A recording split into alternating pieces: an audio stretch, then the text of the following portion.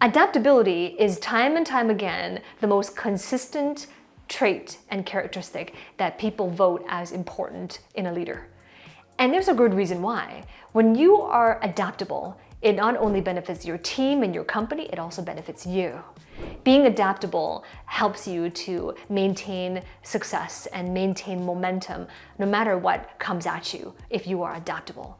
So in this video, what I want to share with you is why are some people adaptable where others struggle in that area?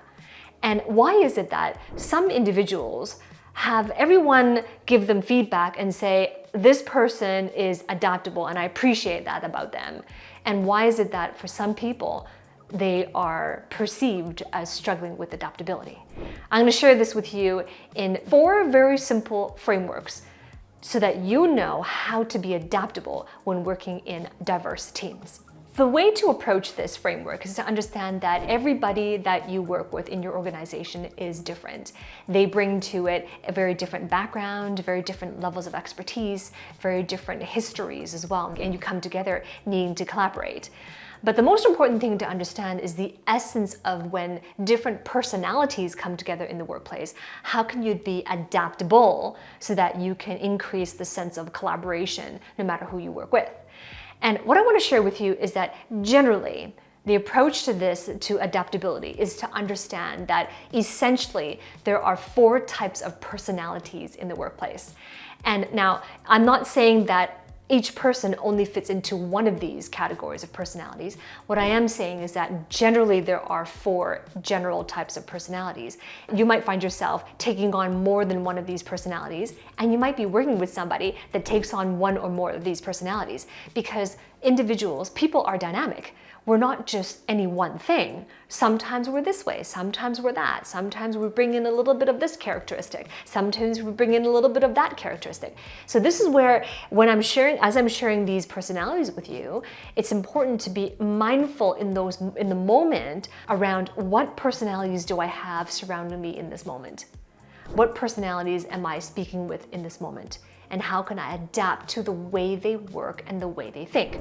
Because these 4 general personalities really influence the way you interact with them.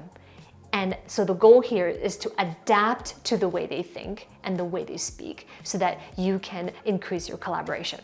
Right, so the 4 different personalities, I'm going to make it really simple for you, and let's say they spell out the word CARS, C-A-R-S. So each of these 4 personality types begins with C-A-R and then S, starting with the first one, letter C.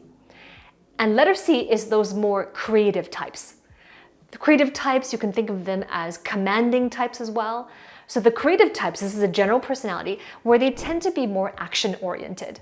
In other words, they have an understanding that I want to do this, I'm going to take action on it, and I want this to happen now. These are the results I want to produce. We got to be productive. We got to act on it now, and here's how I want to do it. So they're the creative types. They're more commanding as well because they've already thought through the actions they want to take. So when you are noticing that you're in the room, you're communicating or working with this type of personality, then you adapt your communication style, you adapt your leadership style to use action-oriented language, to be able to say, okay, how can we align these actions? How can we link them back to the outcomes we want to create? Or how do we link them back and align them with the strategic direction that we're going? Or how can we rally the team around the actions we're taking? How can we prioritize those actions that we're taking? So the communications and the plans that you're making with an individual that's showing up this way is going to adapt to the way that they think and the way that they work. So if you yourself notice that in this moment, sometimes you find yourself a little bit more action-oriented. Sometimes you take on a different personality. So it's really being in the moment, being aware of what you're being surrounded by and what's being demanded of you in your leadership right now. So that's the first personality type, the more creative, commanding, action-oriented type. So remember, we're spelling out the word CARS, C-A-R-S. The next letter is A, and A is analytical. So think about this individual, this personality type, as being more structure-oriented.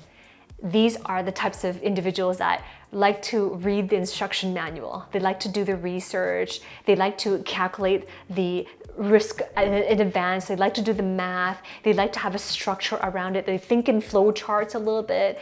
They are more cautious because before they take action, before they finalize a decision, or before they get on board with something, they need to have gone through their whole structured thought process and analyze in a way that makes sense to them, in the way that they've done their research, in the way that they have always done things. So this is the second generalized personality type is the ones that are quite analytical.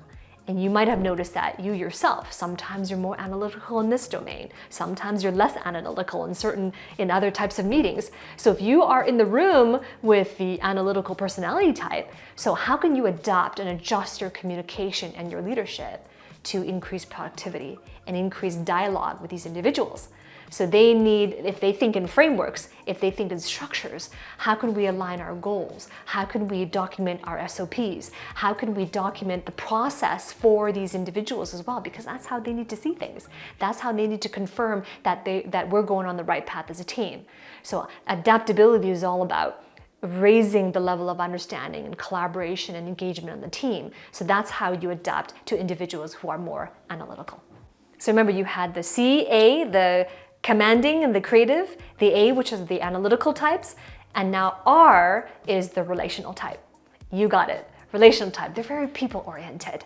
And you might have worked with individuals like this where they're the people first, right? What about the clients? What about our team members? What about our direct reports? What about the people that we serve? So they're very people-oriented.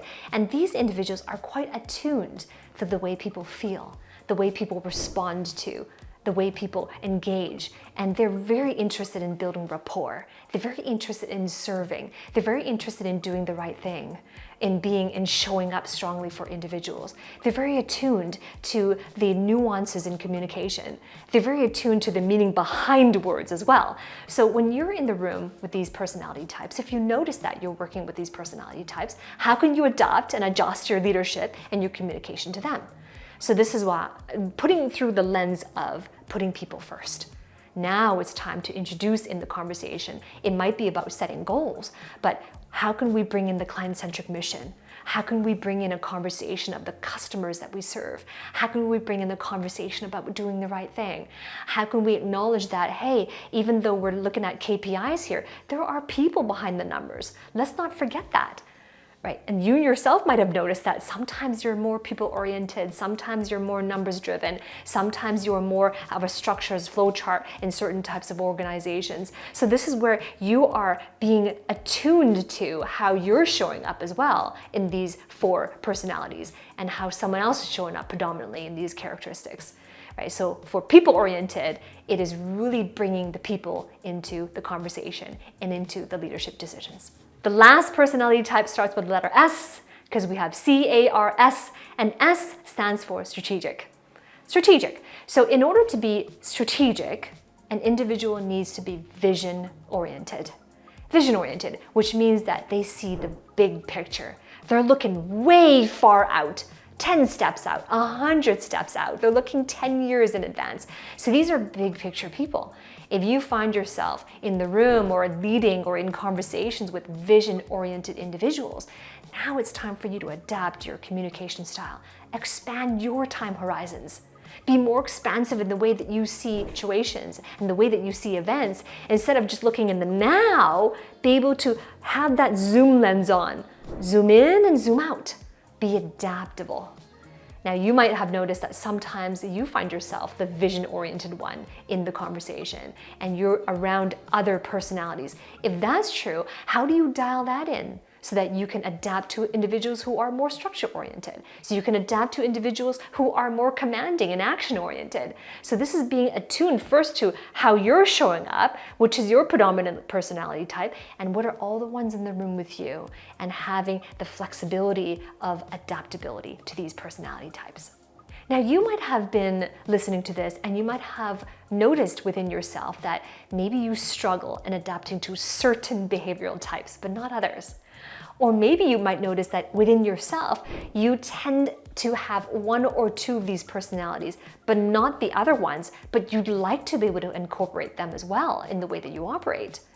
You see, when it comes to career advancement, your career growth is a byproduct of your personal growth. And personal growth is about you developing as an individual. If you haven't been in that personal development journey, this is the most important journey for you to be on in order for it to be reflected in career advancement. So if you're serious about growing yourself, if you're serious about having that reflective self-awareness, if you're serious about being able to be attuned to yourself and to others around you and developing that adaptability, then it's time to submit to coaching and mentorship. Right? Every single week I do coaching. I train individuals on how to develop those aspects of themselves that is not taught in school. How do you grow into the person you need to become to lead individuals who are quite diverse in the way that they think and the way that they talk and the way that they lead? How can you show up in front of them that serves the ones that are very different and that you can create value together in collaboration? How do you show up that way and lead that way, especially if you have been in implementation? And how do you show up that way consistently and sustainably into the future? Not just for now, but sustainably into the future. If you're serious about developing these personal growth skills, then I invite you to work with me. Click the link below the video, talk to one of my expert advisors, and if we're the right match to work together, then you'll be invited to work with me, and I look forward to being your partner in coaching you in this journey. As you are navigating your career landscape and you feel like there's a blockage to your promotion, if you have noticed this experience, there are 3 traps to avoid. I talk about that in the next video coming right up. I'll see you there.